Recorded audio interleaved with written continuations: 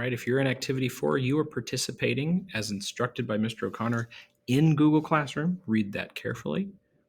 You're participating in the contaminated air experiment. So make sure, one, that you're in the right experiment based on Mr. O'Connor's instructions in Google Classroom. And two, we're going to start with making sure we understand what our experiment is trying to test. So make sure you read this at about 4 minutes of reading. And what kind of things should you highlight? Well, parts of the experiment, first, second, third, fourth. Who was involved, right? What do the volunteers have to do? What were the risks? What were the expected results? All that kind of stuff.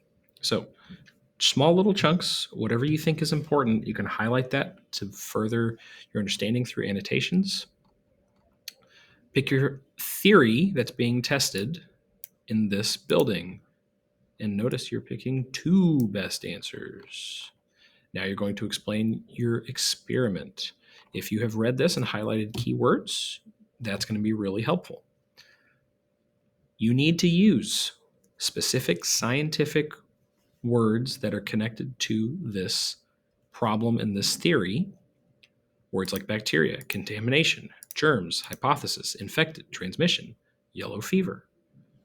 You need to make sure you use at least 3 of those, and when you write them in your explanation of the experiment, type something like the word bacteria and bold it so that I know where those words are when I read it. For number 3, did any volunteers become infected with yellow fever based on the experiment? According to the results of this experiment, yellow fever is or is not spread by mosquito bites, is or is not spread by breathing contaminated air. Card 2. Remind yourself of these hypothesis and results statements.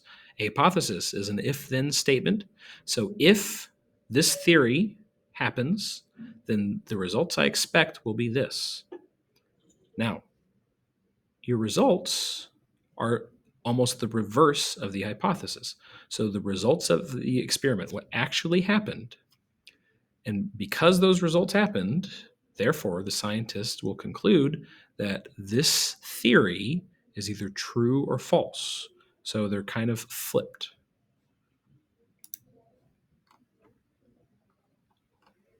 So in this group, in this activity, you are going to have to summarize your findings from the experiment. Now, you will recognize that this is the same reading. If you need to read it again, great. If you need to reread it or reread it, great. Look at your annotations. Make sure you understand the experiment very thoroughly, well enough to explain as an if-then statement.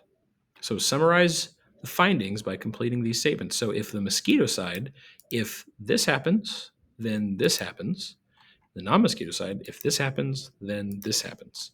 So what are the results of their experiment? And then because or therefore, the scientists will probably now believe this about this theory. How strong is the evidence? Well, is it strong? Very strong? Somewhat strong? Then go to your evidence app and do your tug of war.